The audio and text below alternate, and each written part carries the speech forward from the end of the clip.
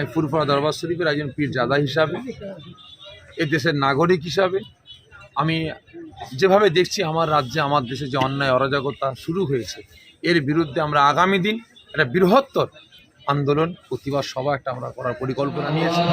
সবথেকে বড় জিনিস হচ্ছে আমরা দেশের জনগণ আমাদের ভোটে আজকে তারা প্রধানমন্ত্রী হয়েছে, মুখ্যমন্ত্রী হয়েছে, হওয়ার পরে আজকে আমাদের বিভিন্ন রকমের পরিকল্পনা।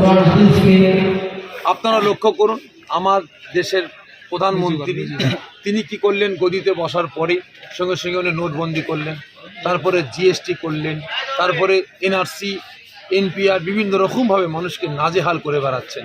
আজকে বলছে আধার কার্ড লিঙ্ক করতে হবে, আই কার্ড লিঙ্ক করতে হবে, প্যান কার্ড লিঙ্ক করতে হবে, তারপর হচ্ছে রেশন কার্ডের লিঙ্ক করতে হবে, এই নাম সংশোধন করতে হবে, এটা করতে হবে, ওটা করতে হবে, নানান রকমভাবে আজকে দেশের জনগণকে পরেশান করে মারছে।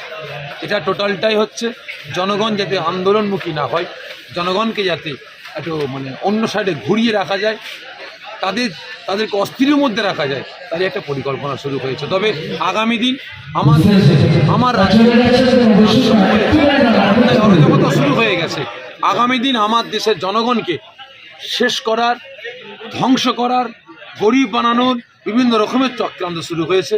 আমি তাই আপনাদের মাধ্যম দিয়ে আমার দেশের জনগণের কাছে আমি অনুরোধ করব, সে হিন্দু, মুসলমান, দলিত, আদিবাসী, শিখ, পাঞ্জাবি, যেই হন না কেন, প্রত্যেকের কাছে অনুরোধ করব, যদি আগামী দিন আমরা যদি সক্রিয় মজবুত না হই, তাহলে আমাদেরকে আমার দেশের নেতা নেত্রীরা নাকে দড়ি দিয়ে যেমন দেখবেন ওই গরুকে নিয়ে মাঠে ঘুরায় রাখালরা, ঠিক এরাও আমাদেরকে নাকে দড়িতে ঘুরাতে আরম্ভ করে।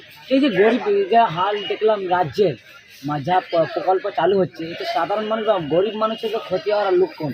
আর ধর্মগুরু হিসেবে কি বলবেন, কি বার্তা দিতে চাইছেন সাধারণ মানুষের যে একটা ভয়াবহ যে একটা আতঙ্ক যে ভাবনা বার করছে মুখ্যমন্ত্রী, কি বলবেন? আমার রাজ্যের মুখ্যমন্ত্রী সহ আমার দেশের প্রধানমন্ত্রী যেভাবে অসহায় মানুষগুলোকে, দেশের নাগরিকগুলোকে নাজেহাল করে বেড়াচ্ছে, এর বিরুদ্ধে আমি আপনাদের মাধ্যম দিয়ে আমি দেশের একজন নাগরিক হিসাবে, দেশের একজন ভোটার হিসাবে আমি প্রত্যেকের কাছে অনুরোধ করব, আপনারা প্রত্যেকে মজবুত হন, সক্রিয়ভাবে অন্যায়ের বিরুদ্ধে গর্জে উঠুন। আসুন সকলে মিলে এই সমস্ত ফাঁদের বিরুদ্ধে আমরা গর্জে উঠি। যদি আমরা এইসব ফাঁদের বিরুদ্ধে গর্জে না উঠি, তাহলে আগামী দিন তাদের ফাঁদে পড়ে গিয়ে আমরা জড়িয়ে মরব।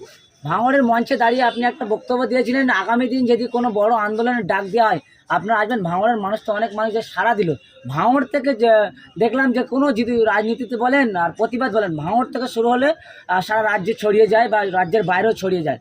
কি ভাঙড়ে সে কি কোনো একটা বার্তা দিতে চাইছেন যে আগামী দিনে বড় আন্দোলনে নামছেন? অবশ্যই পীর সাহেবরা, আমি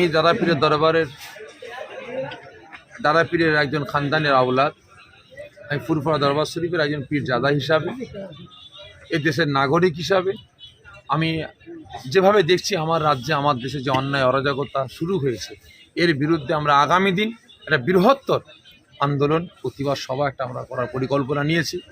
বিশেষ করে মাদ্রাসা বাঁচাও, দেশ বাঁচাও, জনগণকে বাঁচাও, জনগণকে নিয়ে খেলা করা বন্ধ করতে হবে, এই ইস্যুতে আমরা একটা প্রতিবাদ সভা করার পরিকল্পনা নিচ্ছি। আশা রাখি সমস্ত মানুষ হাজির হবে। এই প্রতিবাদে যে আপনি ডাক দিচ্ছেন, আপনার তো হুমকি দেওয়া হচ্ছে ফোনের মাধ্যমে এবং আপনার জলসা ক্যান্সেল করা হচ্ছে, তা আমি ওসব হুমকি যাবেন না? আমি ওসব হুমকির পরোয়া করি না, জলসা ক্যান্সেলের পরোয়া করি না।